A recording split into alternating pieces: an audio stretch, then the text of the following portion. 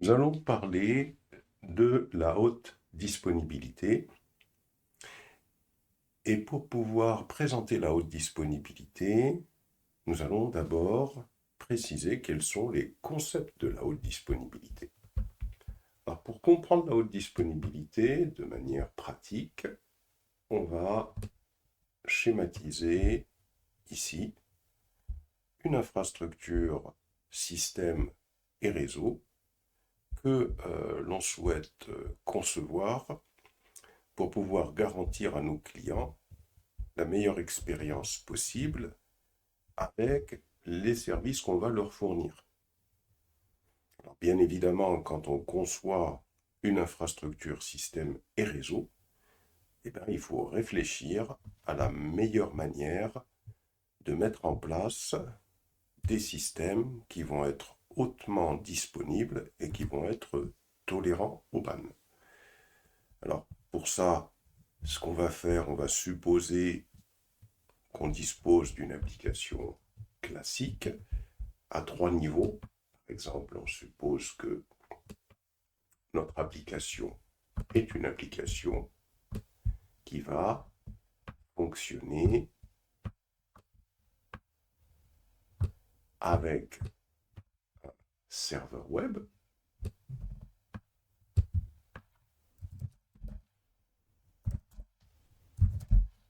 Apache, 2IS, NGI, NX, les serveurs web sont légion.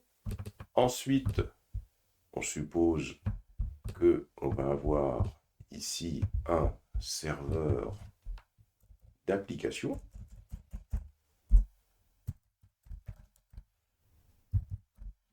Serveur d'application qui va faire fonctionner une technologie comme PHP, comme Java, comme J2EE.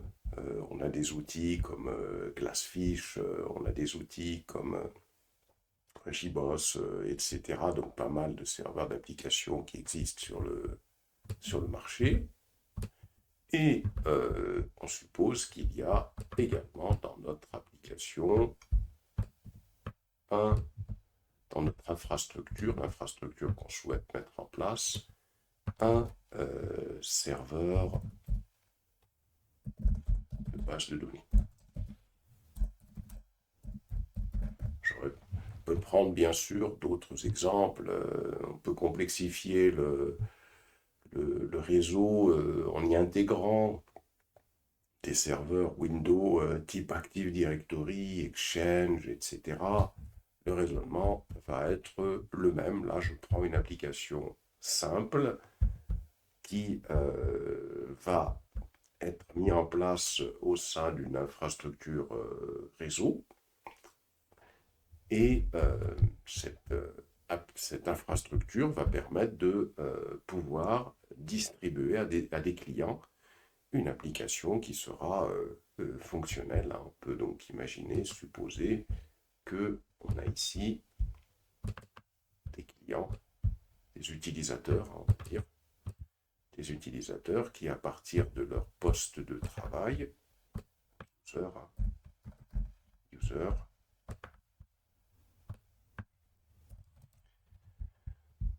on suppose qu'on a des utilisateurs qui, à partir de leur poste de travail, vont se connecter à cette infrastructure système qui a été mis en place et qui supporte donc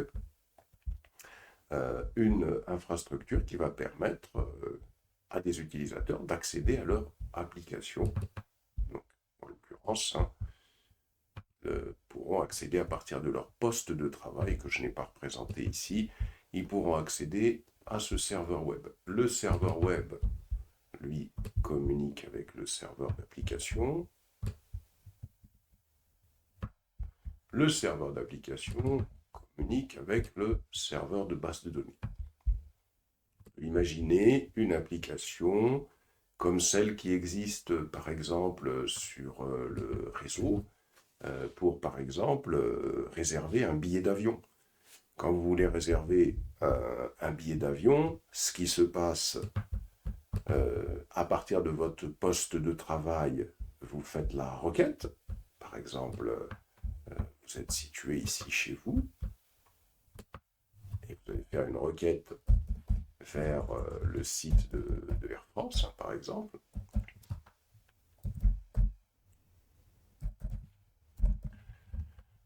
Ensuite, cette requête, elle s'adresse à ce serveur web. Ce serveur web, il va vous afficher la page, entre autres, hein, il va vous afficher la page de recherche, page de recherche de destination. Vous allez saisir la date, vous allez saisir les informations concernant l'aéroport, la destination, à partir d'où est-ce que vous souhaitez partir, etc. Donc ça va être la page de recherche. Quand vous allez valider, le serveur web, c'est pas lui qui va réaliser tout ce qui est lié au traitement, à savoir aller rechercher dans la base de données les dates de disponibilité ainsi que les propositions qu'il pourrait vous faire. À partir de cette base de données, le serveur web, il envoie la requête au serveur d'application, puisque c'est le serveur d'application sur lequel va être installé le langage, hein, qui va permettre de réaliser les traitements. Donc ici, envoi requête. Ensuite, le serveur d'application, via une technologie qui peut être du PHP, qui peut être du Java, qui peut être du Node, par exemple JS, etc. Que fait ce serveur d'application?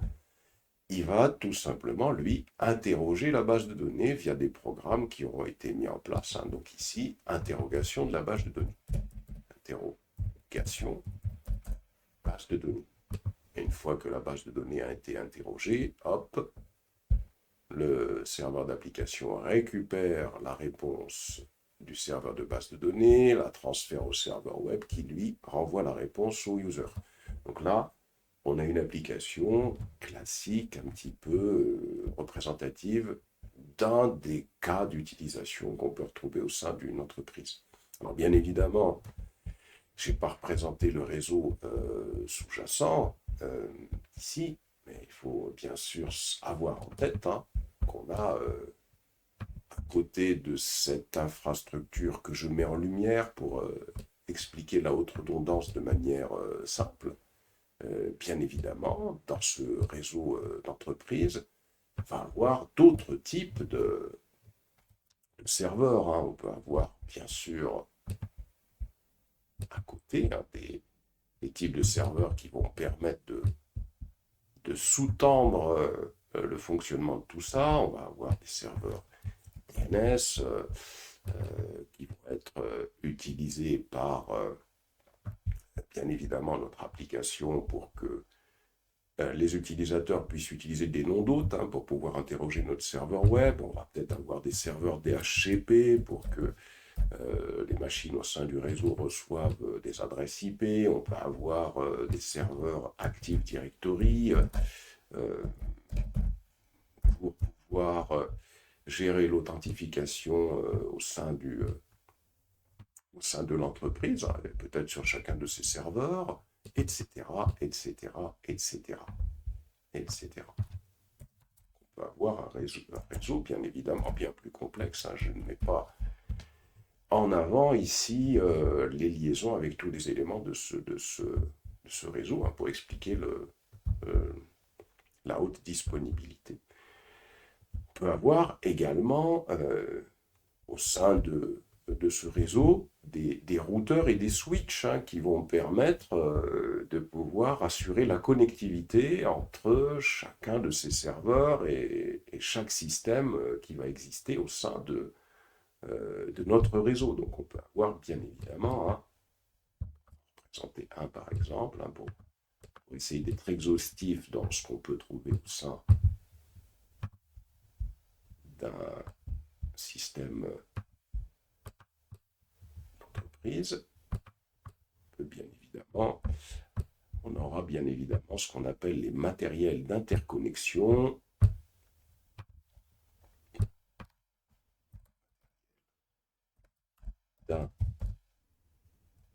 d'interconnexion qui sont des switches, qui peuvent être des switches, qui peuvent être des routeurs, qui peuvent être des firewalls, etc., etc., etc. Et donc, bien évidemment, hein, ces matériels d'interconnexion, généralement, vont permettre d'interconnecter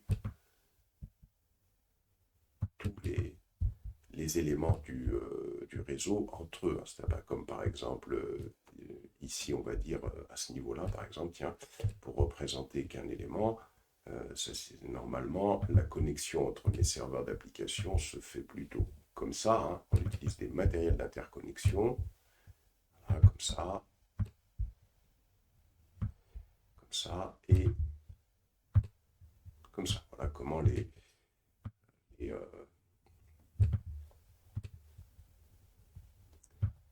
Voilà comment les serveurs au sein d'une entreprise sont connectés via le réseau en utilisant des matériels d'interconnexion. Et même chose, bien évidemment, hein, quand je souhaite réaliser de la connectivité de ces éléments-là avec tous les autres aspects du réseau, je me retrouverai comme ça. Voilà. Donc, pour pouvoir expliquer la haute disponibilité, on a mis en avant ici une application qui fait partie de l'infrastructure de l'entreprise, hein, qui repose, en fin de compte, sur tout le système qu'il y a ici, hein, mais en l'occurrence, elle repose sur 3 serveurs, hein, serveur web, serveur d'application, serveur de base de données. Et donc, là, on a une application classique à 3 niveaux. Hein, c'est ce qu'on appelle une application classique à 3 niveaux, qui va être composée de serveur web, serveur d'application et serveur de base de données. Alors, supposons que on rencontre une défaillance au niveau du serveur web, par exemple. Supposons que le serveur web devient défaillant, qu'il tombe en panne. Si ce serveur web tombe en panne, ben, on a l'application qui ne va plus fonctionner. Donc on a un point de défaillance à ce niveau-là. Supposons que notre serveur d'application tombe en panne, l'application ne va plus fonctionner. Supposons que notre serveur de base de données tombe en panne, l'application ne va plus fonctionner. Donc là déjà, on a des points de défaillance. On a également des points de défaillance au niveau du matériel d'interconnexion ici, puisque ce matériel d'interconnexion permet aux serveurs de pouvoir communiquer entre eux. Donc si nous avons à ce niveau-là, ou du matériel d'interconnexion, on a un point de défaillance, eh bien les serveurs ne communiqueront plus ensemble. À partir de là, ben, notre application ne sera plus disponible. Même chose, si les serveurs qui sont ici ont besoin du DNS pour communiquer entre eux, par exemple, s'il y a un point de défaillance au niveau du DNS, même chose, on va avoir un problème. Les utilisateurs ne pourront plus utiliser l'application. Etc., etc. Hein. Peut-être que dans le système qu'il y a ici, il y a d'autres éléments qui sont indispensables pour que notre système puisse fonctionner. Et à partir de là, vient l'idée, se dit, bon bah tiens, donc ce qu'il va falloir faire en fin de compte, c'est mettre en place la haute redondance, hein, et pour cela, on se dit, bah, on va tout simplement mettre des serveurs web en plus, serveurs d'application en plus, serveurs de base de données en plus. Généralement, là, on se dit, on va mettre des serveurs en plus. Comme ça, s'il y en a un qui tombe en panne, hop, l'autre va prendre le relais. Il y a un serveur d'application qui tombe en panne, hop, l'autre va prendre le relais. Même chose ici, pour le matériel d'interconnexion, il va falloir penser à le dupliquer. S'il y en a un qui tombe en panne, hop, l'autre va prendre le relais. Même chose en ce qui concerne le DNS, si on a besoin du DNS ou l'Active Directory au niveau de notre application, il va falloir penser à dupliquer tout cela.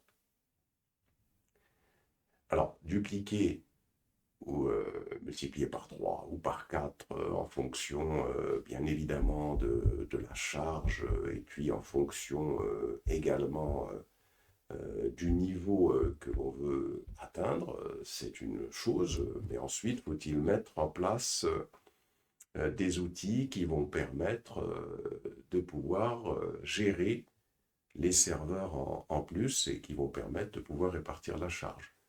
Autre type de panne et de désagréments qui peuvent être causés aux clients lorsqu'on met en place une application, c'est la charge.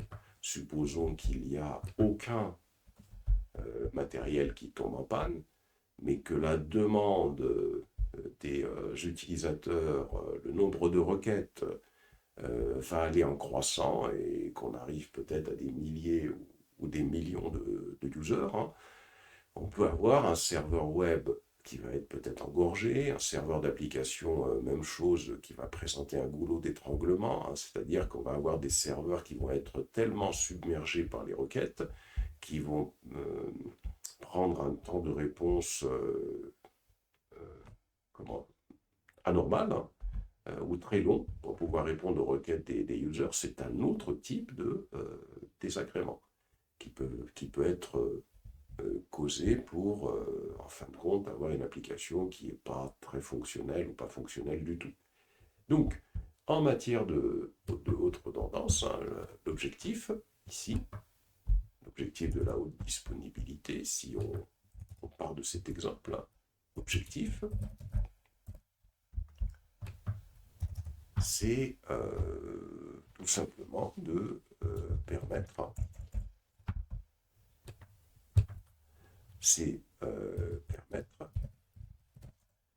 à une infrastructure, système et réseau, et en l'occurrence bien évidemment aux applications qu'elle supporte, puisque toute application, cette application-là, est supportée par une infrastructure, système et réseau. Donc, quand on parle de l'infrastructure système, de manière indirecte, on parle de l'application et donc aux applications que l'on souhaite mettre à disposition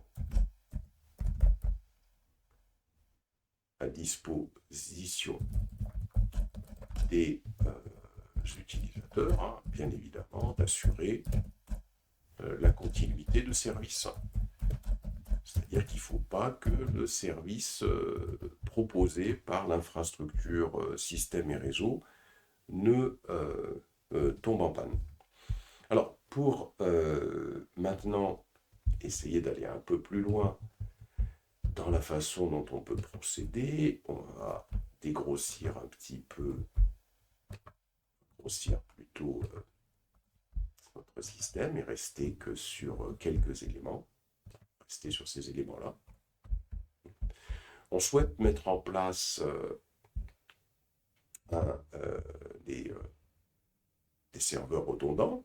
On va supprimer ça.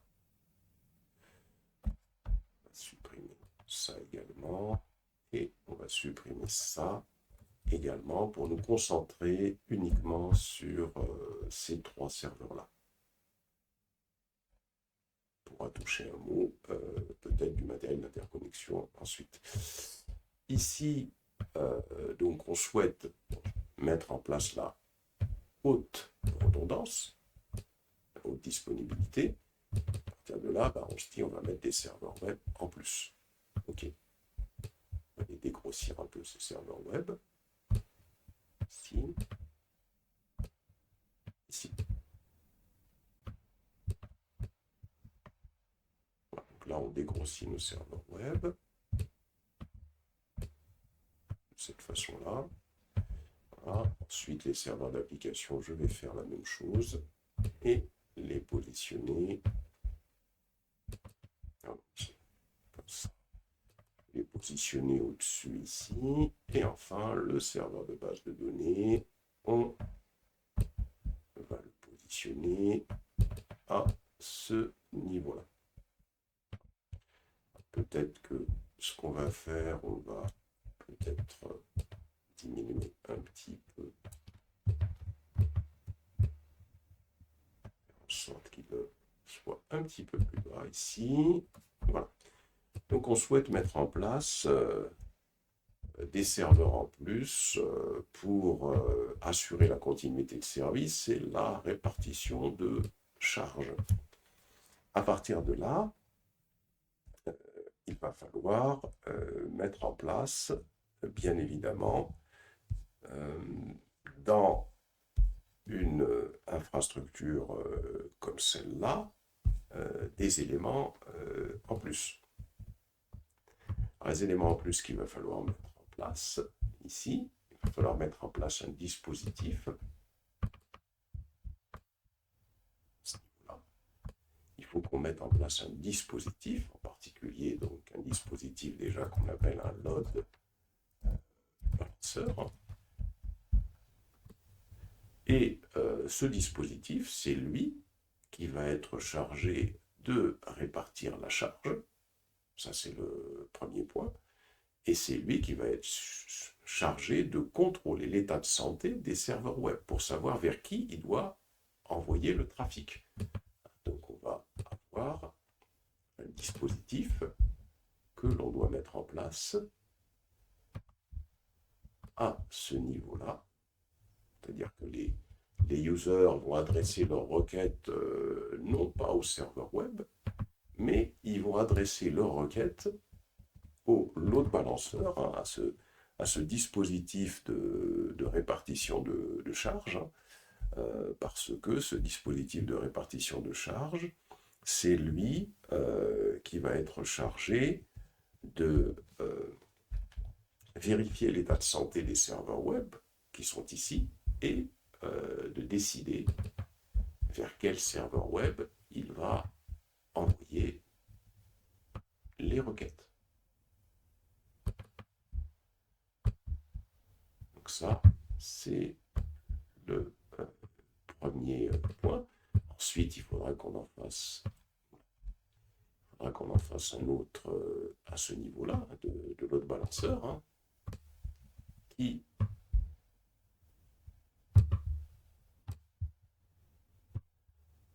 aussi jouera exactement le même rôle, hein, c'est-à-dire que ici, ce load balancer, qui est situé à ce niveau-là, va être chargé de récupérer les requêtes des serveurs web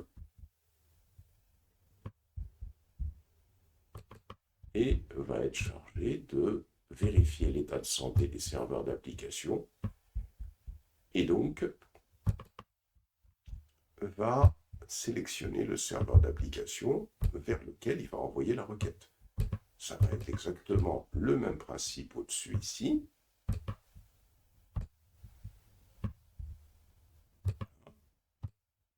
Comme ça. Alors, je vais faire comme ça, et je vais le faire peut-être comme ça, pour qu'on puisse le... Je vais le laisser ici, hop, à ce niveau-là. Diminuer le... Alors, de toute façon, l'essentiel, c'est que...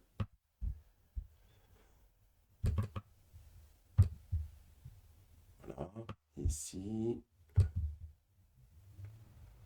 ici, ça, comme ça,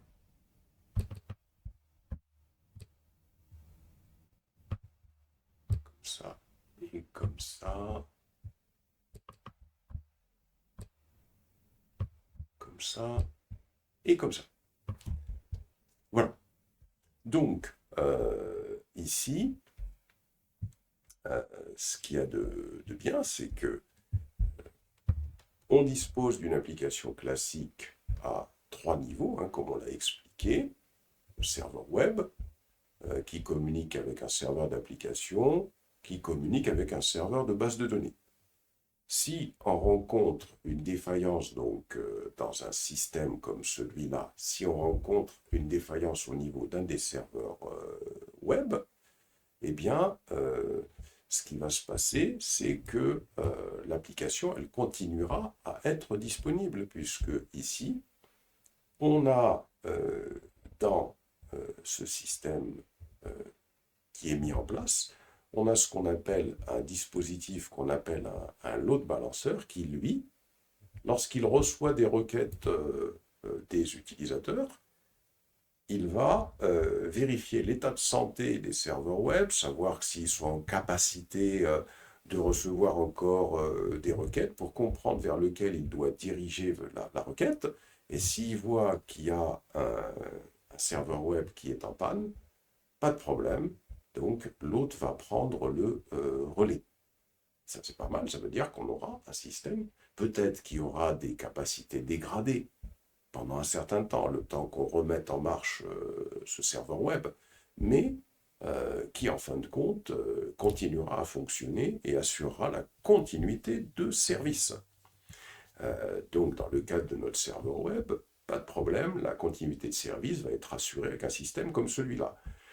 Ici, même chose, on met un load balancer en place, un dispositif qui va faire exactement la même chose que celui-là. La différence, c'est que ce load balancer-là, il est accessible via Internet, tandis que celui-là n'est pas accessible via Internet. C'est un load balancer interne qui, lui, va juste permettre de répartir la charge que les serveurs web envoient vers le serveur d'application sur ces deux serveurs d'application-là, mais qui procédera de la même façon, c'est-à-dire qu'il va vérifier si ces serveurs d'application sont bien fonctionnels.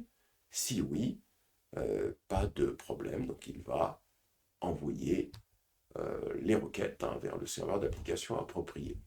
C'est un peu plus délicat dans le cas de bases de données relationnelles, parce que dans le cas de bases de données relationnelles, les deux bases de données ne sont pas actives en même temps. Il y a une base de données, dans le cas d'une base de données relationnelle, il y a une base de données qui, elle, va être active.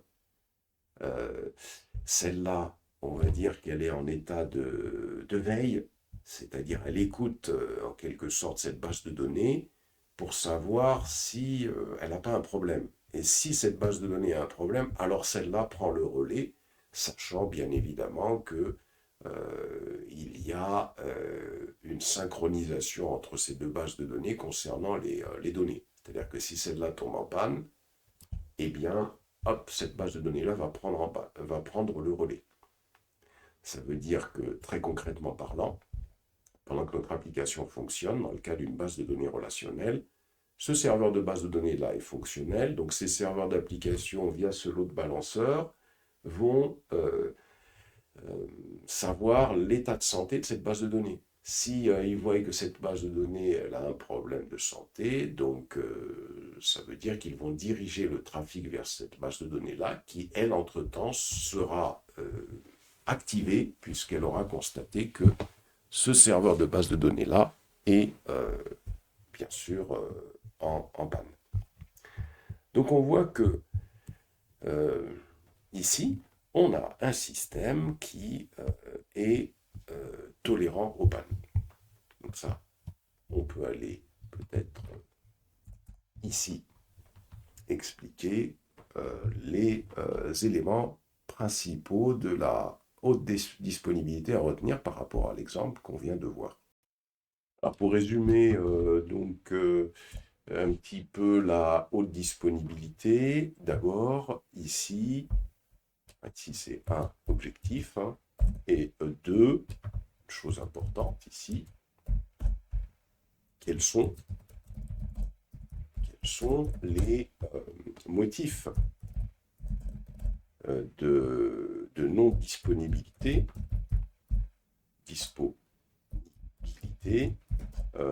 du système. Déjà, très intéressant et très important de comprendre ça. On l'a expliqué dans notre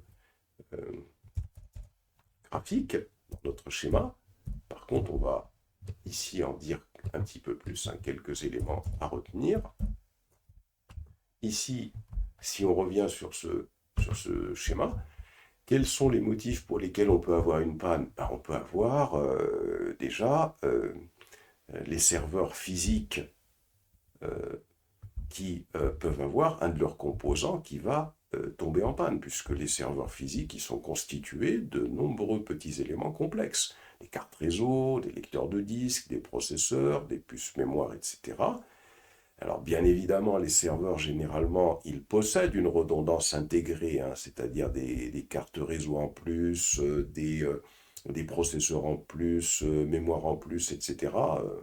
Mais une panne réseau est toujours, une panne matérielle est toujours possible. Donc ça, c'est important de comprendre que déjà, on a les serveurs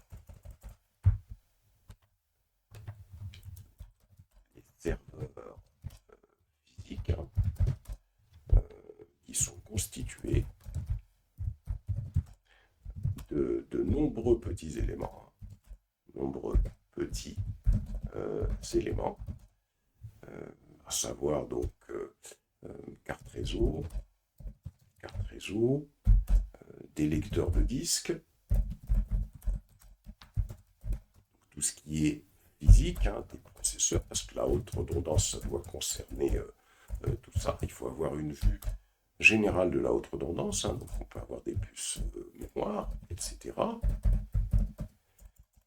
Puces mémoire, etc. Et donc, c'est important de prendre ça en considération. Alors, bien sûr, bien que les serveurs disposent d'une redondance intégrée, hein, généralement, on a toujours plusieurs cartes réseau, on a plusieurs, tout est doublé, hein. Donc, bien que les serveurs physiques disposent d'une redondance intégrée, ces pannes de composants peuvent survenir.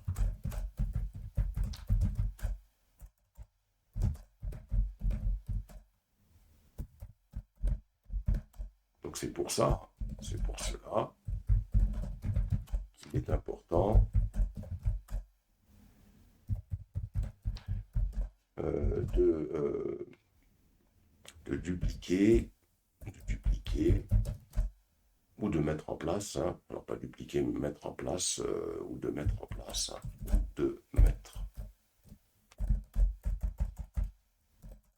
en place plusieurs serveurs assurant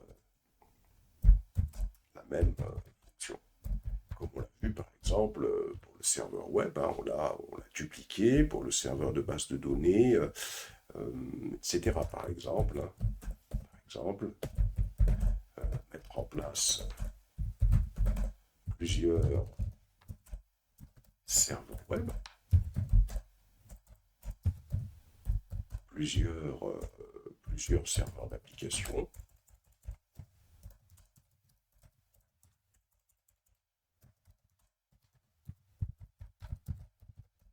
plusieurs serveurs de base de données,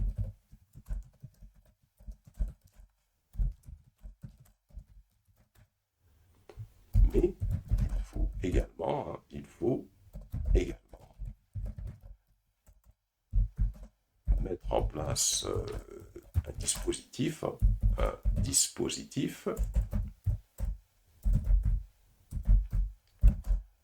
qui vérifiera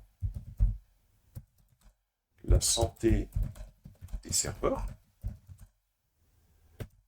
et qui, en fonction de cet état de santé, dirigera, hein, bien évidemment, le trafic vers le serveur qui sera donc, on va dire, hein, en bon état de santé. Alors, qu'est-ce qu'on appelle un état de santé? C'est soit un serveur qui est fonctionnel, soit, donc il n'est pas en panne, hein, soit un serveur qui dispose des seuils d'utilisation du processeur et d'utilisation de la mémoire, par exemple, et du disque dur, hein, qui ne sont pas dépassés, tels qu'ils sont définis. C'est-à-dire que si, par exemple, un serveur est en train d'utiliser 80% de ses ressources processeur ou mémoire centrale ou disque dur, ben, on saura qu'il ne faut pas diriger les prochaines requêtes vers ce serveur-là. Donc état de santé, par exemple. Donc état de santé, ça signifie quoi? Ça signifie tout simplement que le serveur n'est pas en panne et n'a pas dépassé des seuils d'utilisation prédéfinis de sa mémoire ou de son processeur, par exemple, hein, pour citer que ces deux-là. C'est ça que ça veut dire, hein, qu'il est dans un bon état de santé et qu'on peut effectivement envoyer le trafic vers ce serveur. Et puis peut-être une dernière remarque également importante ici, hein, dans le cas des serveurs web, par exemple, serveur web ou serveur d'application. Donc le load balancer, hein, donc c'est ce système. On a expliqué ici qu'il faut également mettre en place un dispositif, donc load balancer, hein, pour pouvoir le nommer, qui vérifiera la santé des serveurs et qui, en fonction de cet état de santé, dirigera le trafic vers le serveur en bonne santé. Mais une remarque également importante, dans le cas des serveurs web ou serveurs d'application, par exemple, ou contrôleur Active Directory, Directory par exemple, etc. Les deux serveurs peuvent recevoir des requêtes du load balancer. Il n'y a pas de problème, c'est ce qu'on a vu sur le schéma. On a le load balancer qui peut envoyer du trafic indépendamment sur tel ou tel serveur web en fonction de son état de santé. Même chose pour le serveur d'application. Par contre, pour le serveur de base de données relationnelle, on a vu que à un moment donné, un seul serveur de base de données va traiter les requêtes. L'autre, il est en veille. Ça veut dire que si celui-là tombe en panne, celui-là va prendre le relais. Le load balancer, bien sûr, s'assure de qui des serveurs de base de données est en bonne santé et est actif. Et il n'enverra le trafic que vers celui qui est actif. Ça, c'est important de le noter, hein. Ici, dans le cas d'un serveur de base de données relationnel,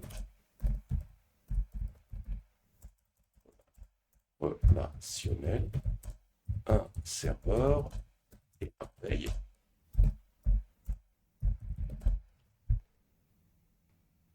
et ne reçoit pas de trafic,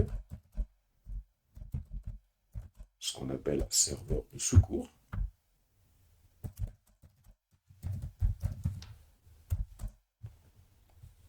Un seul donc reçoit du trafic du load balancer. Et bien sûr, le serveur de secours prendra le relais. Alors c'est important de bien comprendre toutes ces choses-là parce que si on est confronté à une situation où on a une base de données relationnelle, et ça c'est très très souvent, hein, eh bien au moins on comprendra qu'il va falloir quand même un petit peu plus de temps pour pouvoir réactiver le système des bases de données. Alors, bien évidemment, sur le schéma que j'ai réalisé ici, les les différents serveurs web, il peut y en avoir plus, hein. Même chose pour le serveur d'application, même chose pour les serveurs de base de données, on peut encore en mettre davantage, hein. Limite, hein, par rapport à cela. Les seules limites qui existent, hein, c'est les limites de coût. Mais il est très important de comprendre que plus on veut avoir un système hautement disponible, donc il va falloir en fin de compte répliquer, hein, les serveurs web, répliquer les serveurs d'application, répliquer les serveurs de base de données, répliquer le matériel d'interconnexion que je n'ai pas représenté ici, répliquer les serveurs DNS, etc., etc.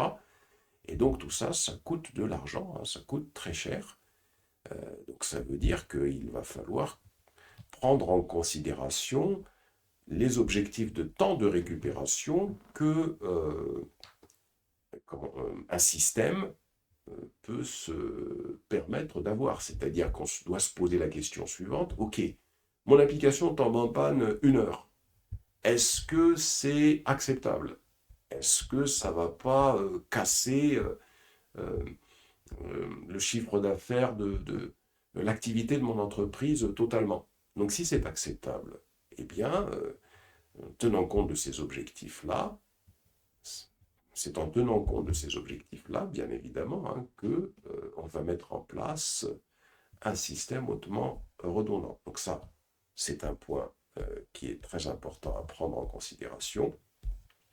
Et enfin, pour peut-être définir dans cette première explication, cette première approche, les concepts qui sont liés à la haute disponibilité, il faut savoir qu'il y a deux termes importants dans la redondance, c'est le terme de tolérance aux pannes et le terme de haute disponibilité. Ici, par exemple, on a construit un système qui est tolérant aux pannes, puisque quand un des systèmes est défaillant, il continue tout le temps à fonctionner. La haute disponibilité, c'est quoi? C'est se poser la question, mais quelle est la durée pendant laquelle mon système va rester opérationnel pendant une période de temps spécifiée? C'est ça la différence entre les deux termes, on va aller les définir ici. Donc ici, on va reprendre notre système et on va dire différence entre la tolérance aux pannes, aux pannes, donc un système qui est tolérant aux pannes, et la haute disponibilité. Haute disponibilité. À la différence des explications qu'on vient de donner, elle nous apparaît. La haute disponibilité, c'est quoi? La haute disponibilité,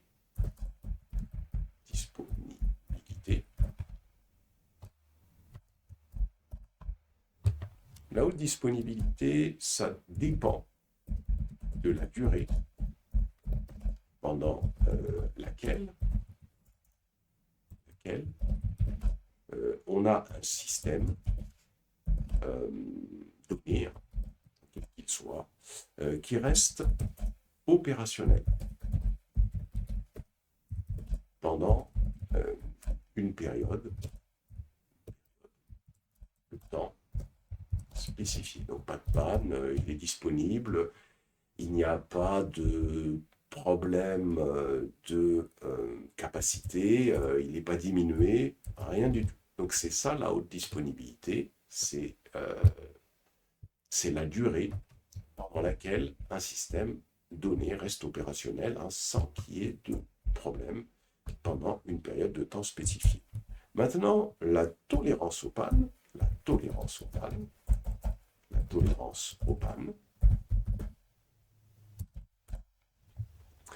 c'est quoi? C'est tout simplement un système qui peut continuer à fonctionner. C'est un système, ça représente un système qui peut continuer à fonctionner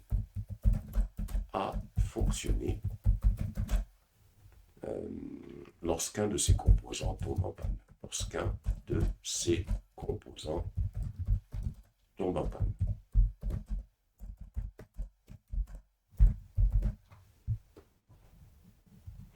Donc, là, on a déjà une première approche de la haute disponibilité, hein, et de la tolérance aux pannes. On vient de voir que les aspects physiques sont très importants.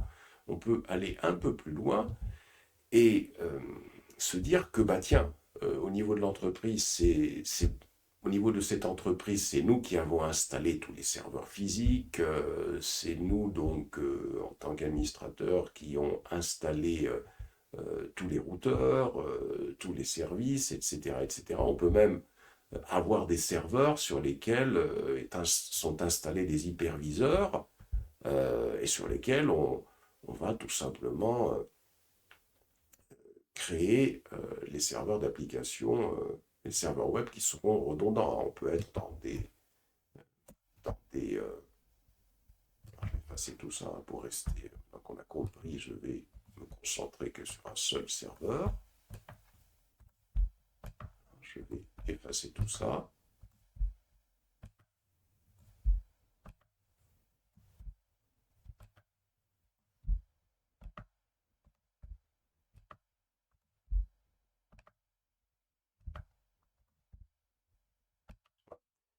On peut, bien évidemment, hein, être dans une infrastructure dans laquelle on a des serveurs, des gros serveurs sur lesquels on a virtualisé les choses, hein. C'est-à-dire qu'on peut avoir serveur web sur lequel va être installé un hyperviseur. Par exemple, on peut imaginer un hyperviseur VMware ESXi, un hyperviseur ou un hyperviseur quelconque, hein.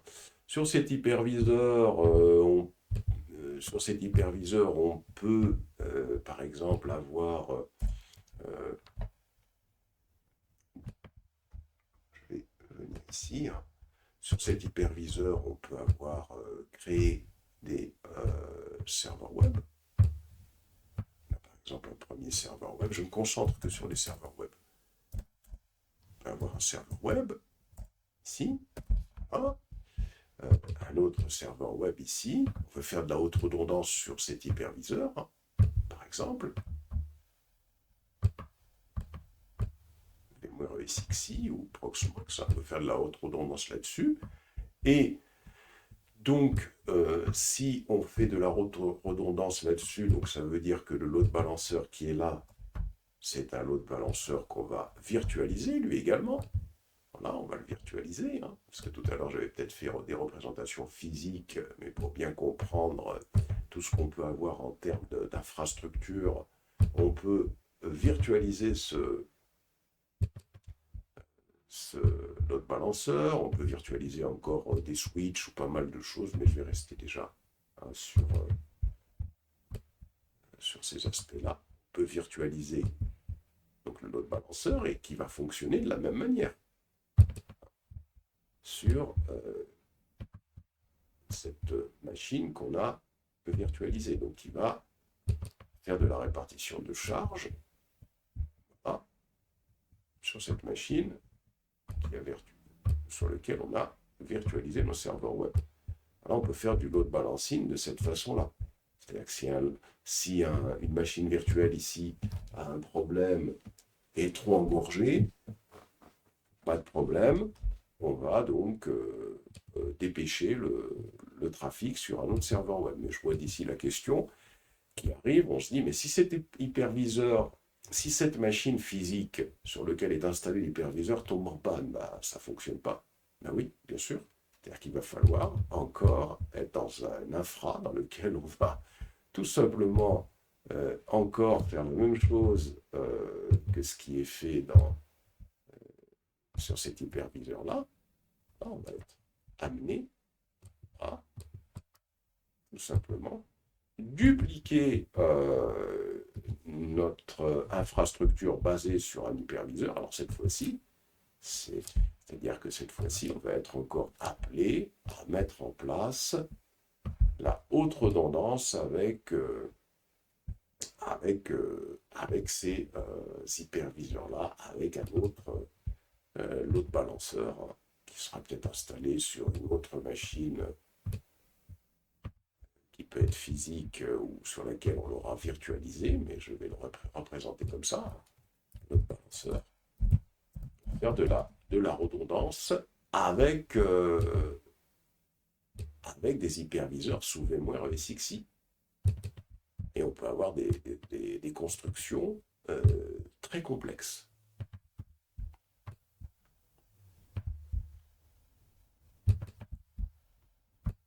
Voilà. Voilà. Et voilà. Ici, pour ne représenter que ces systèmes-là, pour expliquer le principe. Donc on voit que la haute redondance, c'est quand même assez complexe à mettre en place. Et donc, on voit qu'on est amené à gérer également des serveurs physiques. Donc c'est quelque chose qui peut coûter beaucoup d'argent. Beaucoup d'argent. Quand on veut par exemple un système hautement redondant qu'on met en place, c'est quelque chose qui peut coûter énormément d'argent. Et donc il est important de savoir quels sont les objectifs de temps de récupération que l'entreprise peut accepter et peut s'accorder. Donc ici, hein, très important, il faut définir, très important, il faut définir les objectifs de temps de récupération, Il faut les définir, c'est très important. Pourquoi? On va le dire maintenant ici. Hein. Et avec tout ce que je viens d'expliquer, on comprend qu'il est très cher. Il est très cher. Il est très cher de mettre en place un système qui ne tombera jamais en panne. Un système qui ne tombera jamais en panne. Ça, c'est quelque chose de très cher, hein, qui ne tombera jamais en panne. D'ailleurs, par peut-être des entreprises comme Netflix qui sont vraiment à la pointe dans la haute redondance, faut peut-être pas essayer d'être comme ce type d'entreprise-là, parce qu'il faut avoir les moyens de l'être. Hein. Donc, ce qu'il faut faire, par contre, hein, il faut considérer, ça c'est très important, hein, les objectifs de temps de récupération. Considérer peut-être plusieurs choses, hein, on va dire il faut considérer les objectifs de temps de récupération, ça oui, d'accord. Le temps de récupération, ça veut dire combien de temps on peut accepter d'être en panne sans système, 1 heure, 2, 3 heures. Ça, c'est très important, c'est-à-dire qu'il faut savoir, pour le détailler, hein, c'est important, il faut savoir combien de temps notre entreprise peut tolérer une panne. Ça, c'est important. Notre entreprise peut tolérer une panne. Et ainsi que l'état dans lequel le système peut être restauré. Parce que peut-être restauré. Est-ce que on ne doit accepter aucune perte de données, ou est-ce que on peut éventuellement avoir un état dans lequel éventuellement quelques données peuvent avoir été perdues et on peut restaurer tout ça. Ça, c'est très important d'avoir à l'esprit les coûts. C'est très important, hein, quand on conçoit un système hautement disponible. On doit avoir à l'esprit des coûts quand on conçoit un système. Quand on conçoit un système hautement disponible. Ça, c'est très important d'avoir ça en tête. Hein, combien ça va me coûter? une chose très importante maintenant que l'on peut conclure dans tout ce qu'on vient d'expliquer. Lorsque notre infrastructure, on va la mettre en place sur le cloud, par exemple avec un système comme AWS, ben, on se libère de la complexité associée aux pannes physiques. Voilà, on n'est plus concerné par nous occuper des pannes physiques. C'est-à-dire qu'on va pouvoir utiliser, c'est AWS qui s'occupera de tout ce qui est physique, ou Azure, ou Google Cloud Platform. Nous, ça ne nous intéresse pas. Ce qui va nous intéresser plutôt, c'est d'utiliser les outils que la plateforme met à notre disposition pour créer une application disponible et tolérante aux pannes et en tenant compte des coûts. Donc ça, c'est quand même un point fondamental, c'est-à-dire conclusion ici, on peut peut-être tirer cette conclusion ici avec une plateforme cloud, pour rester général, on se libère de la complexité associée aux pannes physiques, parce que les pannes physiques, on vient de voir que c'est pas aussi évident que cela à gérer. On peut être dans le contexte que l'on souhaite. On peut être dans un contexte où les serveurs web sont uniquement physiques, donc installés directement sur des machines physiques sans hyperviseur, c'est complexe à gérer.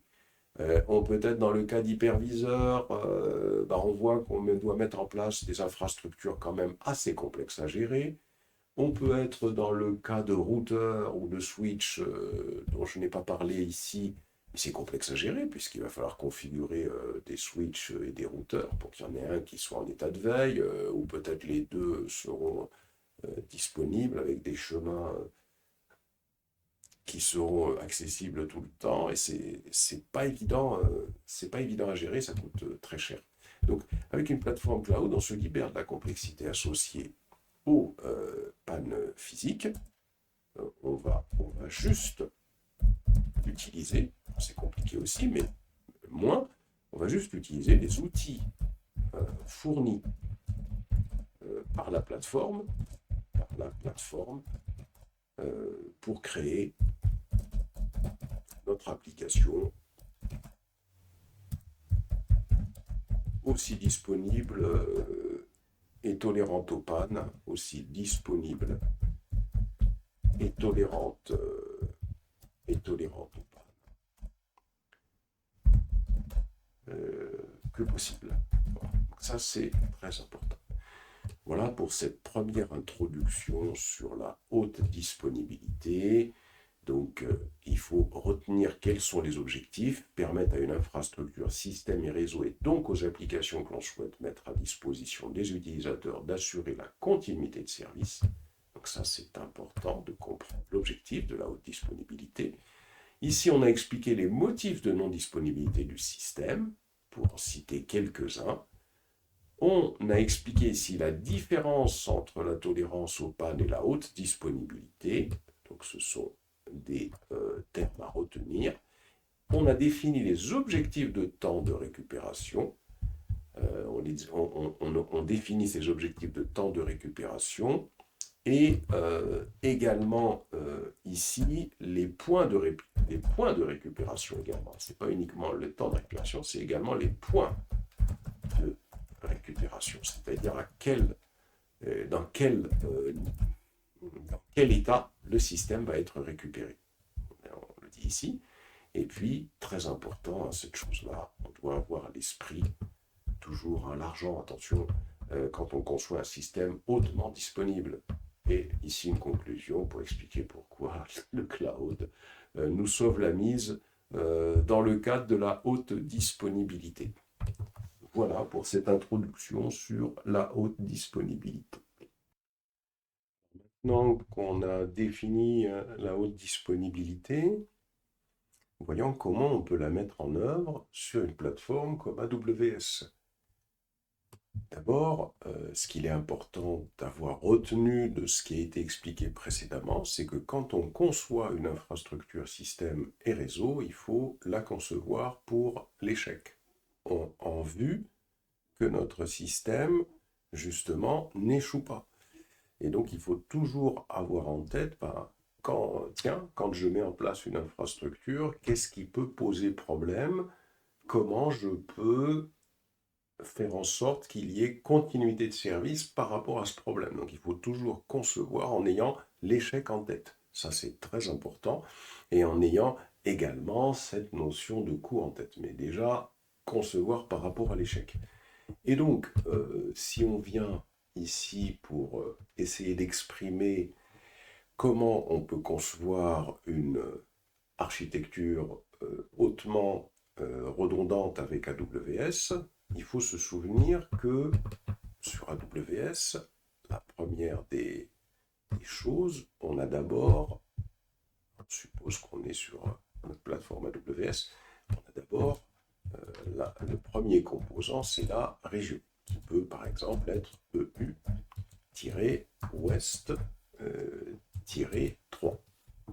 Ça, c'est le premier composant, le premier choix que l'on doit faire quand on veut concevoir une infrastructure, système et réseau sur le cloud. Le deuxième composant qui va intervenir, ça va être le VPC. On va définir donc un Virtual Private Cloud. Alors, on va définir un VPC. Et ce VPC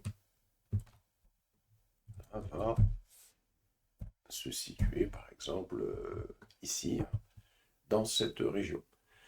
Ce VPC, Virtual Private Cloud, il peut englober plusieurs zones de disponibilité. C'est-à-dire qu'on peut avoir, dans ce VPC, on peut avoir une première zone de disponibilité, zone disponibilité, hein, autre par exemple, et puis bon, une autre, une troisième par exemple. Donc on peut avoir plusieurs zones de disponibilité qui peuvent être englobées dans notre VPC. On a tout intérêt à faire ça. Pourquoi? Parce que quand on conçoit un réseau, eh bien, si on veut mettre un système en place, comme les zones de disponibilité, ce sont des emplacements physiques dans lesquels se trouvent les centres de données qui sont supposés donc supporter notre infrastructure, système et réseau, on se dit, attends, s'il y a un problème dans cette zone, il y a catastrophe naturelle ou autre, pas de problème, ce que j'aurais mis en place, si je le mets de façon redondante, va pouvoir continuer à fonctionner dans cette deuxième zone ou dans cette troisième zone. Alors ici, par exemple, on a la zone EU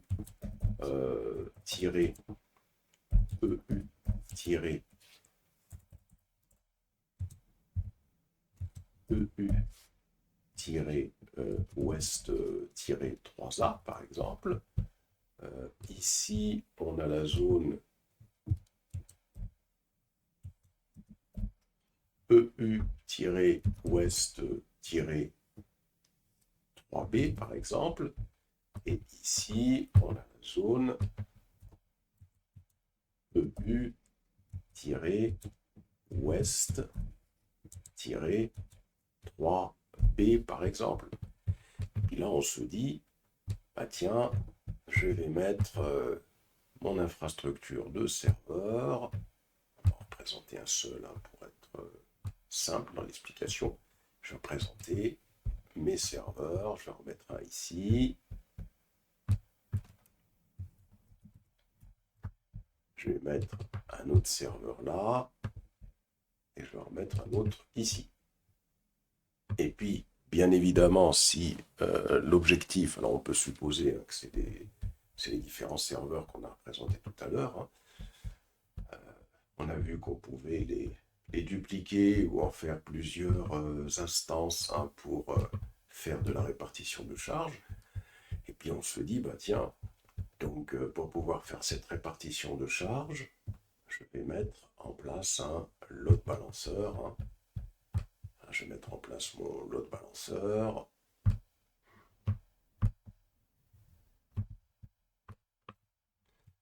Load balancer qui lui se charger de vérifier l'état de santé de mes instances.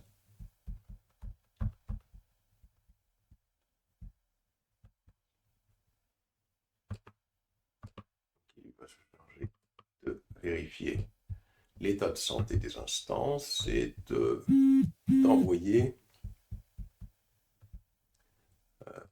ici, d'envoyer dans les zones de disponibilité, en fonction de l'état de santé des instances, le trafic. Donc on peut très bien avoir une infrastructure hautement redondante comme celle-là. Mais là, on se pose la question suivante, on se dit, oui, mais là, le problème qu'on peut avoir, hein, c'est qu'on peut avoir le load balanceur qui peut avoir un problème. Donc, bien évidemment, on peut, le load balanceur, hein, on peut tout simplement le dupliquer, hein. On peut avoir une autre instance du load balancer. On peut avoir une infrastructure plus complexe dans lequel on aurait par exemple ici, alors je vais représenter que 2 zones de disponibilité pour avoir de la place sur mon schéma. Le principe est le même avec une troisième. On peut très bien se dire, bah tiens, ici, je vais avoir plusieurs instances de mon serveur web, par exemple. Ici, on va peut-être les minimiser.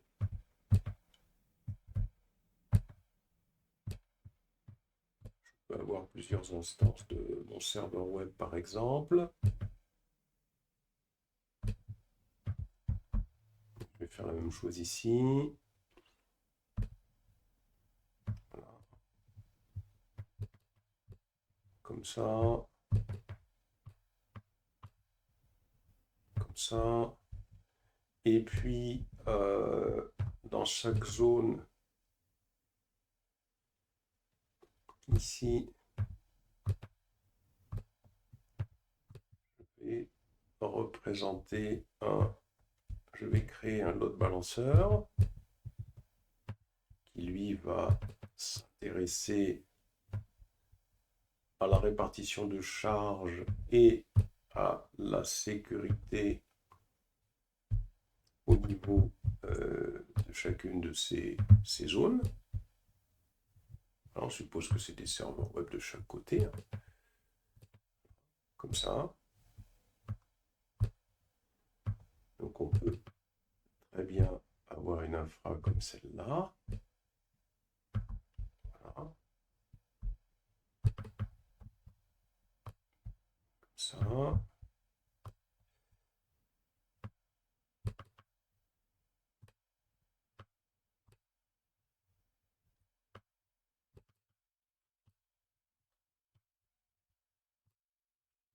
Et je pourrais avoir un composant de AWS qui fait de la résolution de noms, qui s'appelle route 53. Et ce DNS, hein, je vais le paramétrer, donc route 53. C'est un composant hautement disponible, hein, de AWS qui vous permet de faire des requêtes, hein, et ces requêtes vont être gérées par route 53 pour envoyer le trafic vers le load balancer qui sera disponible, hein. On peut avoir une infrastructure comme celle-là. Même chose encore, hein, on peut aller plus loin. Ici, j'ai cette infra-là. Je peux avoir derrière encore éventuellement un autre VPC avec des zones de disponibilité et des load balanceurs qui me permettront de faire de pouvoir router le trafic vers les serveurs d'application. Je pourrais très bien avoir quelque chose comme ça, dessous, derrière, ici. On est un peu plus loin encore. Hop. Ici. Je avoir ici, comme ça, un autre VPC. Je vais en faire un autre VPC à ce niveau-là. Dans ce VPC, on peut très bien avoir un load balanceur ici. Alors, je vais le mettre ici. Un load balanceur. Prenons par exemple, je vais représenter qu'une seule zone de disponibilité pour essayer d'expliquer le schéma que j'ai commencé à faire tout à l'heure, pour que déjà les notions soient petit à petit bien ancrées dans nos esprits. Et là derrière, je vais avoir alors une zone de disponibilité. Tiens, je vais reprendre celle-là. Ça, là. Hop. Une seule.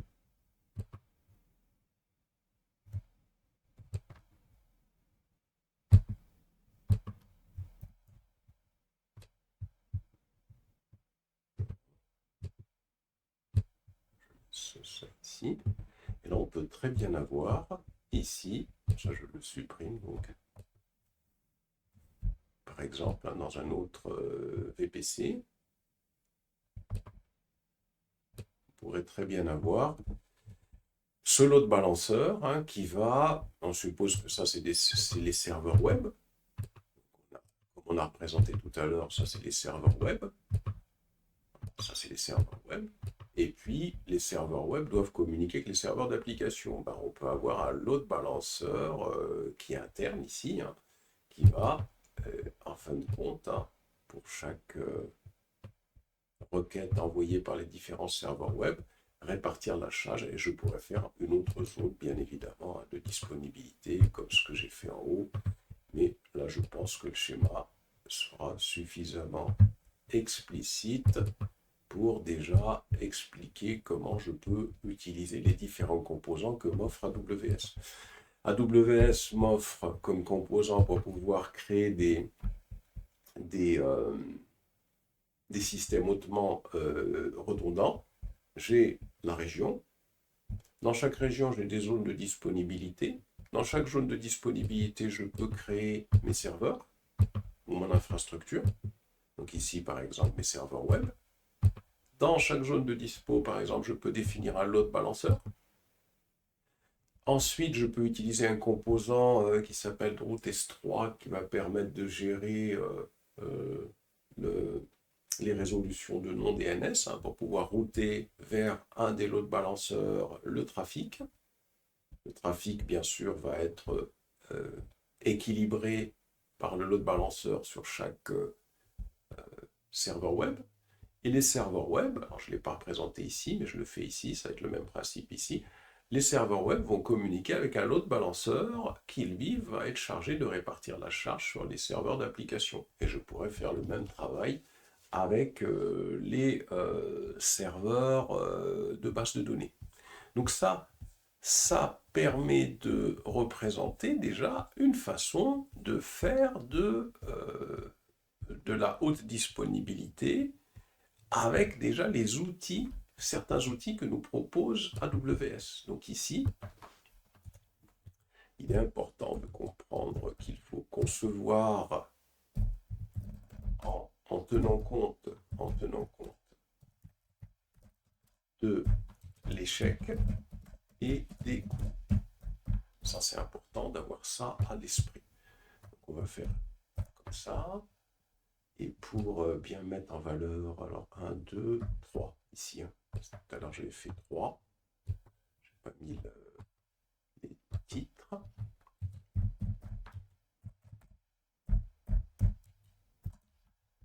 Voilà. Ici, je vais faire un 4.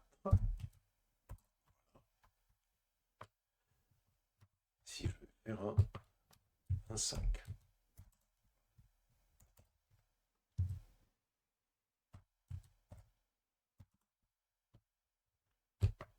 Alors, ici, donc, on y va sur 6, concevoir en tenant compte de l'échec. Donc là, très important de comprendre les outils, les outils que met à notre disposition.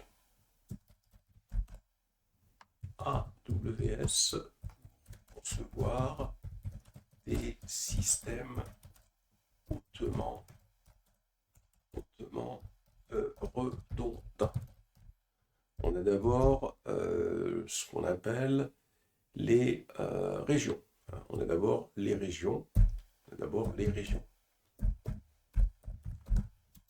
Les régions, il faut savoir donc que AWS subdivise le monde en régions.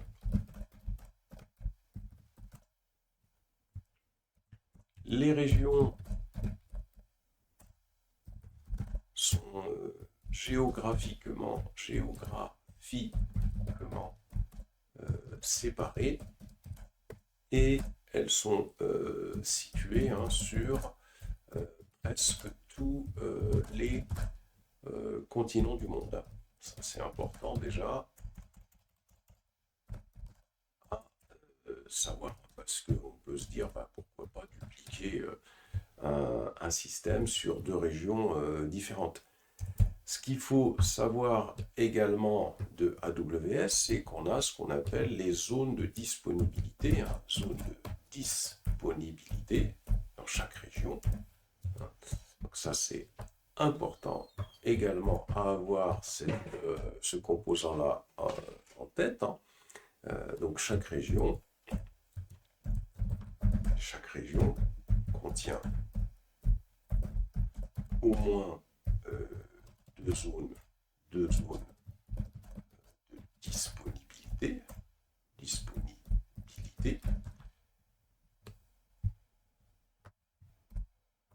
Ça, c'est important à retenir. Et chaque zone, bien sûr, de disponibilité est composée d'au moins un centre de données totalement indépendant et qui est connecté via des liaisons, réseau à faible latence et à haut débit. Ça, c'est important de le savoir, puisque c'est ça qui permet de structurer comme on vient de le faire ici. Une fois qu'on sait ça, déjà, on peut commencer la structuration. Et donc, une chose importante également, c'est qu'on a vu qu'il était possible d'utiliser Route 53 pour envoyer le trafic vers un load balancer, par exemple.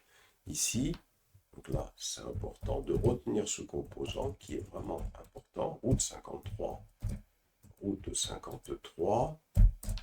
et une offre de service de AWS pour la gestion des requêtes de nom de domaine.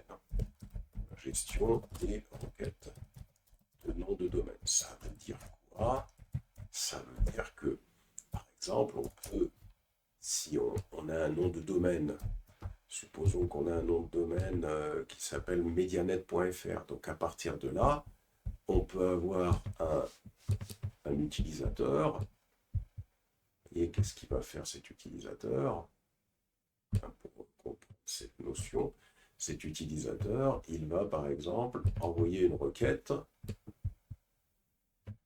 vers notre infra AWS qui va être bien sûr capturée par le route 53, et cette requête, ça pourrait être quelque chose du genre http://www.medianet.fr. Donc ce domaine nous appartient et donc fait cette requête. Cette requête, elle est récupérée par route 53 qui, lui, il va tout simplement regarder dans sa petite base de données, dans des fichiers, il va voir la correspondance entre cette route et puis les adresses IP des load balanceurs qui sont ici. C'est-à-dire que chaque load balancer est un système qui a un nom DNS, une adresse IP, et donc il va envoyer le trafic vers un des load balanceurs en fonction de son état de santé. Donc, voilà, donc Route 53, c'est une offre de service de AWS pour la gestion des noms de domaine. Et donc, bien évidemment, si on a besoin de créer un système haute disponibilité qui est capable de tolérer la défaillance d'une région AWS, Route 53, c'est un outil important, puisque il permet de faire de la haute disponibilité. Donc là, on peut l'écrire, c'est-à-dire que permet de tolérer la défaillance d'une région AWS. On peut travailler bien sûr dans plusieurs régions ou plusieurs zones de disponibilité. Alors, ce qui est important également, et on l'explique depuis le début, ce sont les load balanceurs.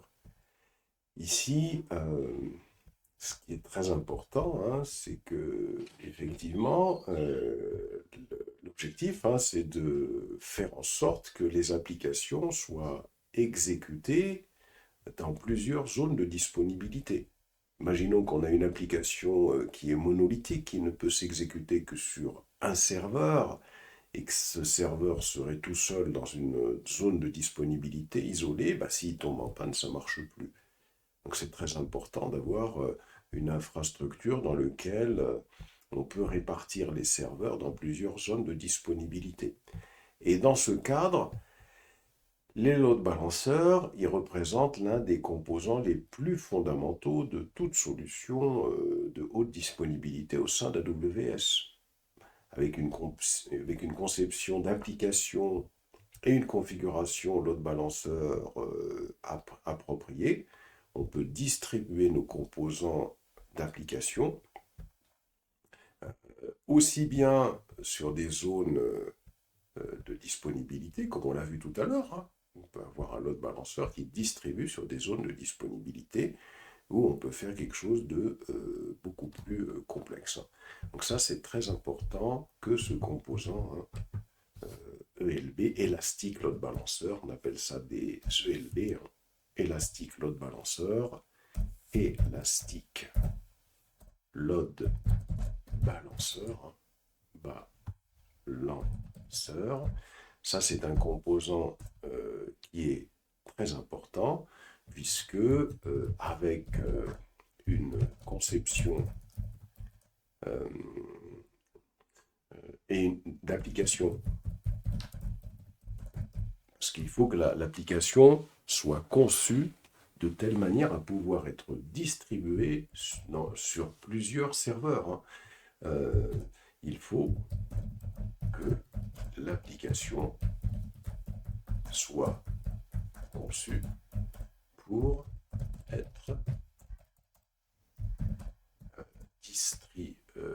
distribuée sur plusieurs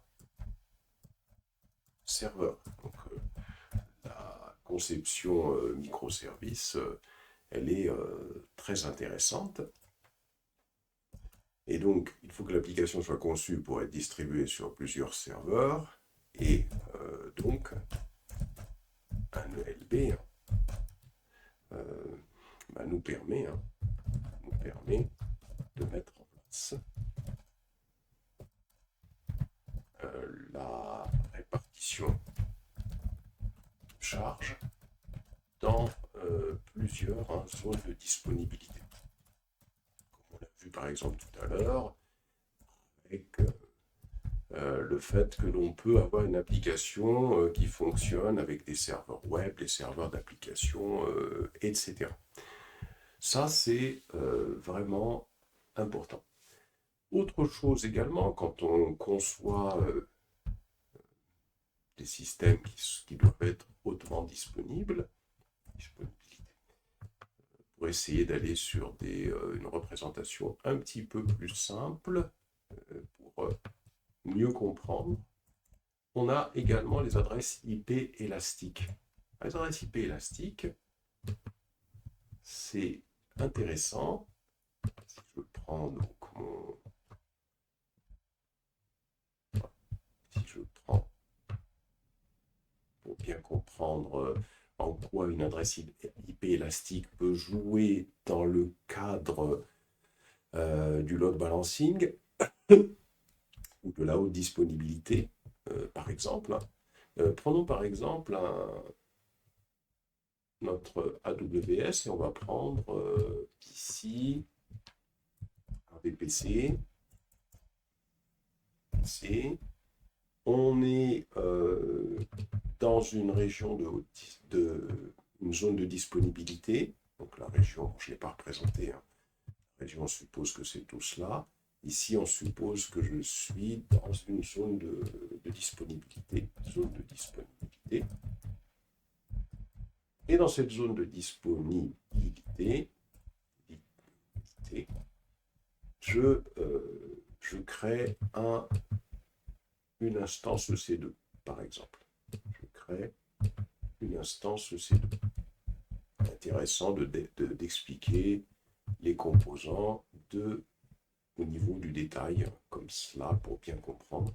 Je crée une instance EC2. Alors cette instance EC2, on sait que on peut lui affecter une adresse IP publique, ce qui fait qu'un utilisateur, on prend un user, hein, si je prends un utilisateur, ici, il peut accéder, on l'a vu lors des manipulations, il peut accéder à cette instance EC2 via son adresse IP publique.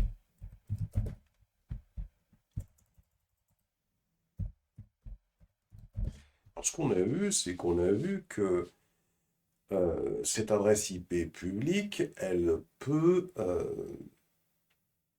changer quand on redémarre notre instance.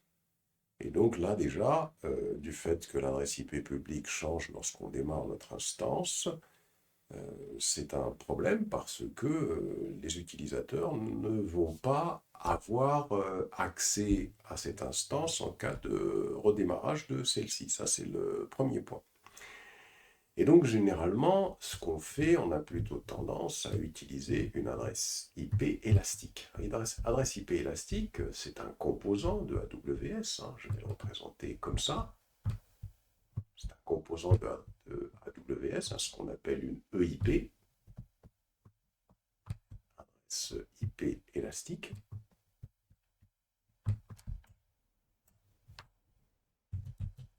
Et donc, adresse IP élastique, adresse IP élastique, élastique.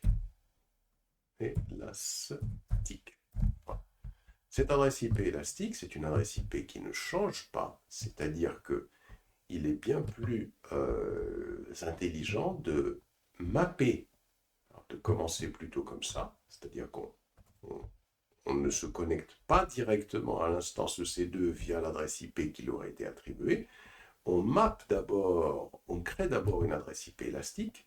Cette adresse IP élastique, on va la mapper à l'instance EC2, on va l'affecter à l'instance EC2, et à partir de là, on va pouvoir se connecter à cette adresse IP élastique et donc par là même se connecter à l'instance EC2. Et ça, c'est très intéressant parce que supposons, par exemple, que notre instance EC2 tombe en panne.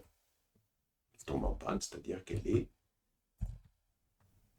plus accessible, même via l'adresse IP élastique. On peut mettre en place un processus dans lequel on va créer une autre instance EC2. Notre instance EC2 va être créée ici. Cette instance EC2, elle va être créée. Je la crée ici. On va avoir cette instance EC2, autre instance EC2, qui va être créée sur la base d'un instantané de cette instance. C'est-à-dire cette instance, on prend soin, bien sûr, hein, de faire des sauvegardes, de faire ce qu'on appelle des instantanés. de cette instance. Un instantané, c'est tout simplement une sauvegarde, hein, comme quand on clone, par exemple, une machine VirtualBox. Donc on peut très bien imaginer donc on a créé un instantané de l'instance qui est tombée en panne, avant bien évidemment qu'elle tombe en panne, hein. Sauvegarde instantanée, ici, instantané, de l'instance de C2, qui est tombée en panne. C'est une sauvegarde, hein. C'est comme un clonage, et ça peut se faire de manière régulière, hein. Ça peut se programmer également. Et cette autre instance C2 que l'on crée, on la crée sur la base de cet instantané. Donc ça veut dire qu'en fin de compte, on va se retrouver avec la machine EC2 qui est tombée en panne. Donc on la crée sur la base de cet instantané, et cette adresse IP élastique va tout simplement mapper la nouvelle instance EC2. Donc l'utilisateur va continuer à travailler avec sa machine, hein, et ça, c'est très très intéressant d'avoir cette approche où on utilise l'adresse IP élastique. Donc ici, également, ça c'est un composant très important pour la haute disponibilité, ce qu'on appelle le IP, l'adresse IP élastique. Donc ça, c'est important de le savoir, hein. D'abord que une EIP peut être affectée d'une instance à une autre, hein. Donc c'est ce qu'on vient de voir, hein. D'une instance à une autre, de plus elle ne change pas, hein. L'adresse IP élastique n'est pas modifiable, hein. C'est-à-dire qu'elle reste toujours fixe, et donc au lieu de mapper les utilisateurs directement sur l'adresse IP d'une instance, hein,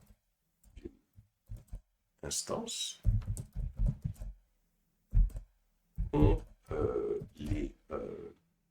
mappe le IP, hein, avec l'instance, et l'utilisateur se connecte à l'instance via le IP. Donc ça, c'est très important. Et donc, par exemple, ce qui est intéressant, c'est qu'en cas d'échec,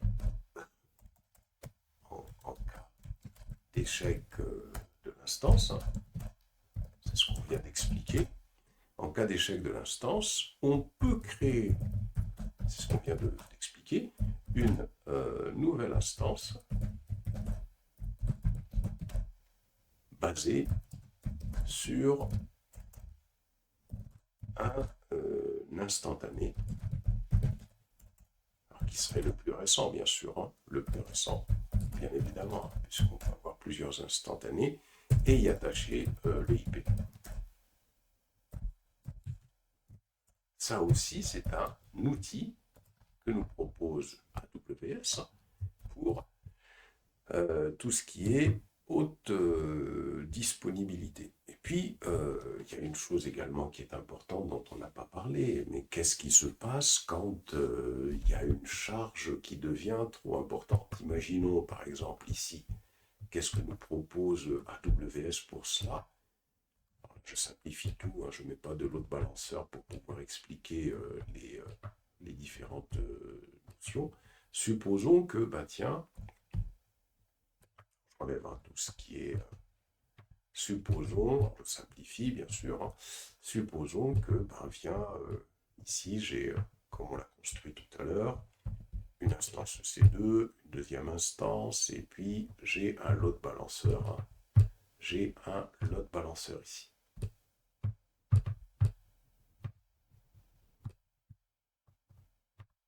Alors, un load balanceur, un ELB. On peut l'appeler ELB. Alors si j'ai un ELB, ce qui va se passer, c'est que ici, donc je me connecte à l'ELB, que cet ELB va répartir la charge. La charge sur ces deux instances-là, comme on l'a expliqué antérieurement ici. Et puis tout d'un coup, il y a une augmentation de la charge, c'est-à-dire qu'il n'y a pas de machine qui tombe en panne, mais il commence à y avoir un nombre de requêtes et un nombre d'utilisateurs vraiment énorme à travers le monde.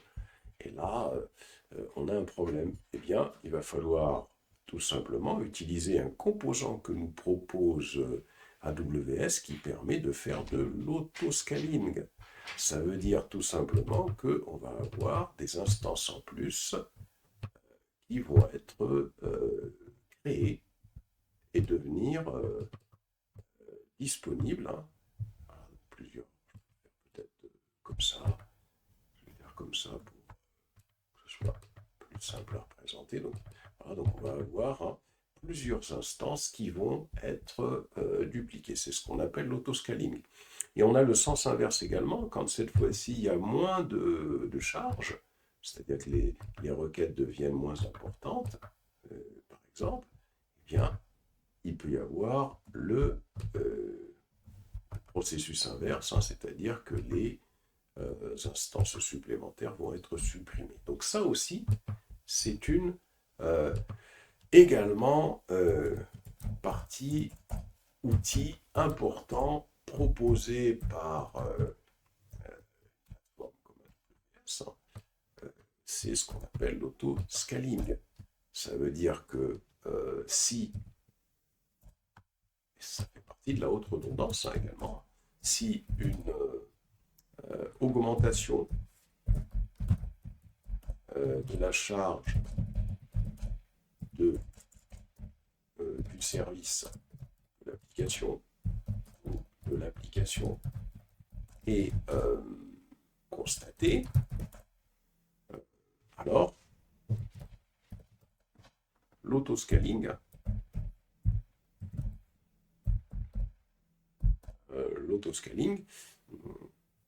va permettre de réagir à cette charge, va permettre de réagir à cette charge. Et donc, ça fonctionne comment? Ça veut dire qu'on va avoir ce qu'on appelle des déclencheurs qui vont être configurés. C'est quoi un déclencheur? C'est tout simplement un composant qui va surveiller, en fin de compte, la charge hein, sur nos instances en fonction de seuils que nous, on va définir. On va dire, bon, attention, si la charge, elle dépasse tant de pourcentage du processeur et tant de pourcentage de la mémoire, alors il faut créer des instances en plus. Si ça revient à tel niveau, alors il faut supprimer des instances, etc. etc. Alors, là, c'est comme ça que ça va fonctionner. Hein. Voilà, donc en fonction de déclencheurs, en fonction de déclencheurs qui auront été configurés. Voilà, donc là, on a déjà quelques outils qui permettent de faire de la tolérance aux pannes et qui permettent de mettre en place tout simplement donc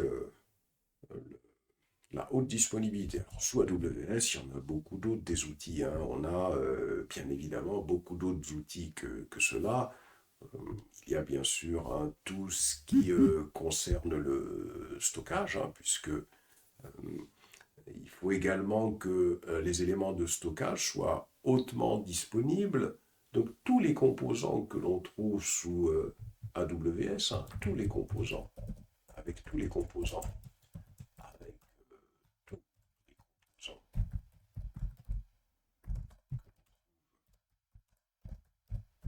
sous AWS, on peut mettre en place la haute disponibilité. Il y a des outils qui sont faits pour cela avec ces outils-là. Alors pour en citer quelques-uns, parce qu'on ne peut pas tous les aborder au niveau de notre formation, par exemple le, le composant, l'offre de stockage AWS S3, qui est une offre de stockage, qui est un stockage, puisqu'on peut stocker des composants, c'est l'offre de stockage objet, en fin de compte, qui a contribué à faire connaître AWS. Eh bien, on peut mettre en place un stockage résilient. On a également l'offre de stockage Elastic Block Store, qui permet de créer un stockage qui va être directement associé à une instance EC2, EBS. On en avait parlé dans le cours sur AWS. Donc là, c'est du stockage associé à une instance EC2. Donc la même chose, on peut mettre des processus de haute disponibilité sur ce type de stockage-là, et même sur les autres types de stockage existants, comme EFS par exemple, qui est un type de stockage. Il y a un autre type de stockage que nous offre AWS, puisque EFS, il peut être configuré de telle sorte à ce que des milliers d'instances EC2 puissent y accéder. Donc ça, c'est un stockage qui peut être, c'est un stockage qui peut être affecté à des milliers d'instances. Même chose sur toutes ces offres AWS, tous ces composants AWS, on peut mettre donc de la haute disponibilité en place, soit en les dupliquant, soit en utilisant d'autres composants proposés par AWS. Pour les bases de données, on a une offre avec AWS qui, elle, est vraiment hautement disponible, c'est DynamoDB. DynamoDB, ça permet de mettre en place des bases de données non relationnelles ou NoSQL dont la haute disponibilité est intégrée à l'intérieur. Là, ça c'est important de savoir que ça permet de mettre en place,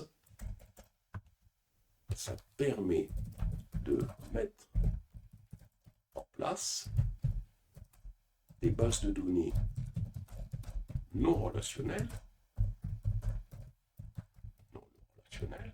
dont la haute disponibilité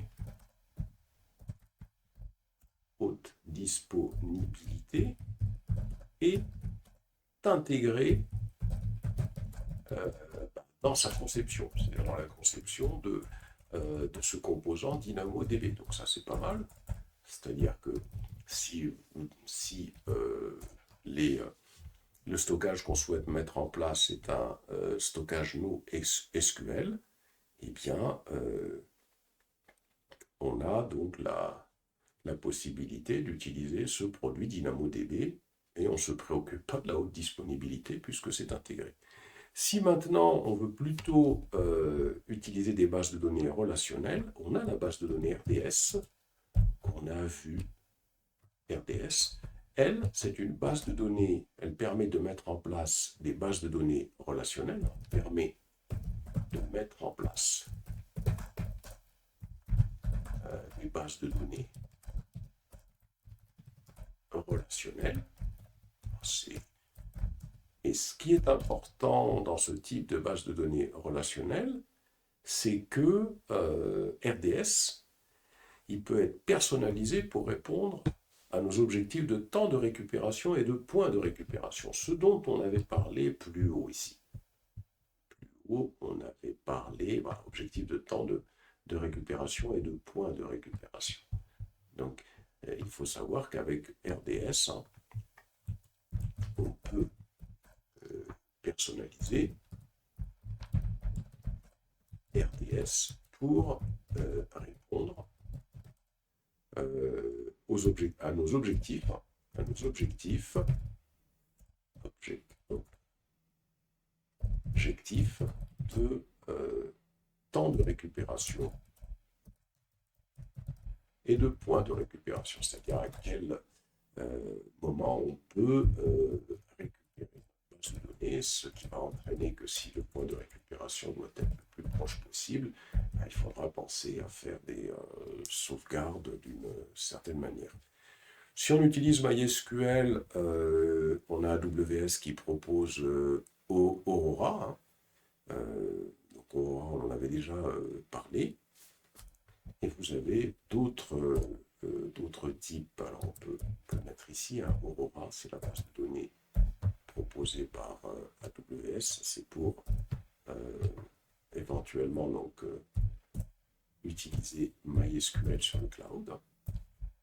Donc, même chose, on peut également personnaliser pour répondre aux objectifs ici, aux objectifs de temps de récupération et de points de récupération.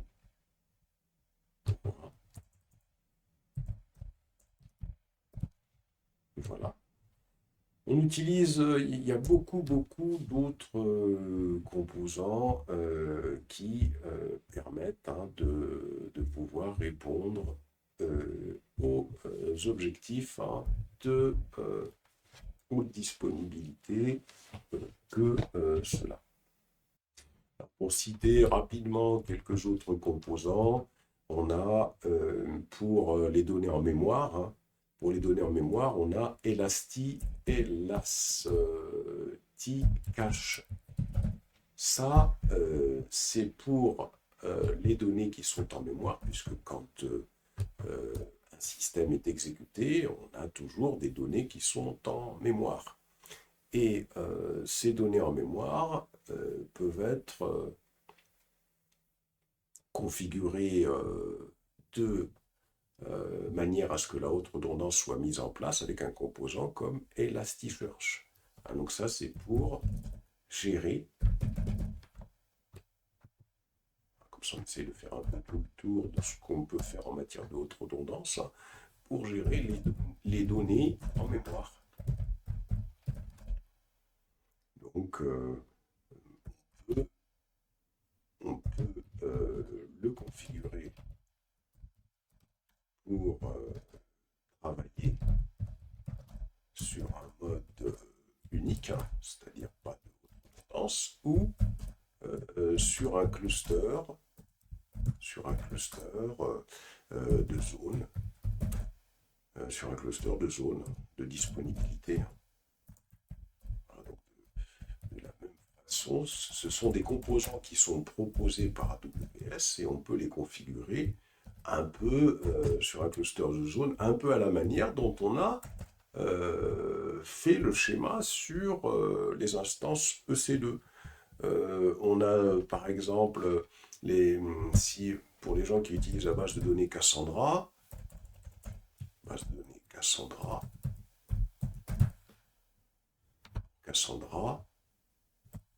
c'est du NoSQL.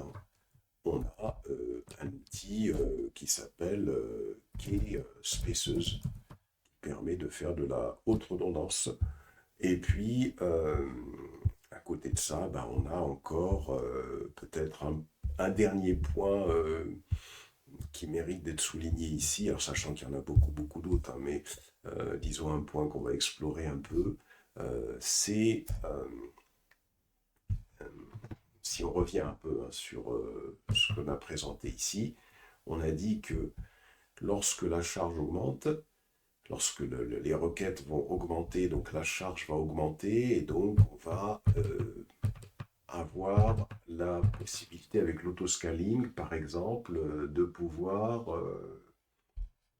créer d'autres instances de manière entièrement automatisée pour pouvoir supporter cette charge en plus ou faire l'inverse, au cas où la charge diminue. Mais pour ça, il faut avoir des outils qui vont permettre de surveiller un petit peu si cette charge augmente ou pas. Et sur AWS, il y a un service qui est proposé pour surveiller justement et pouvoir permettre de déclencher tout ça. C'est le service CloudWatch. CloudWatch.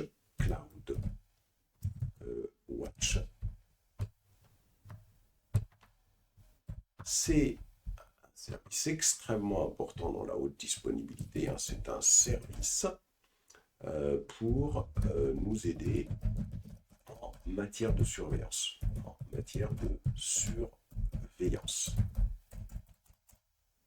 Veillance. Effectivement, donc il propose un service, hein, c'est-à-dire que CloudWatch, il permet de surveiller différentes métriques, hein. CloudWatch, Watch permet de surveiller différentes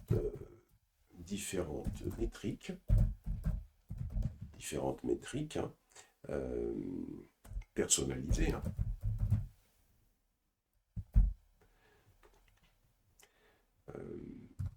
Personnalisées ou pas d'ailleurs, qui sont spécifiques à AWS, donc à toutes ces instances, etc. Et bien sûr, hein, à partir de cette surveillance, ce qui est intéressant, c'est que on peut déclencher, comme on l'a expliqué ici, l'autoscaling, hein, pour pouvoir mettre en place donc la haute disponibilité. Voilà un petit peu pour une présentation générale de ce que c'est que la haute disponibilité. Maintenant, on va commencer à rentrer un peu plus dans les détails et parler de ce composant principal autour duquel notre formation va s'articuler, le load balancer.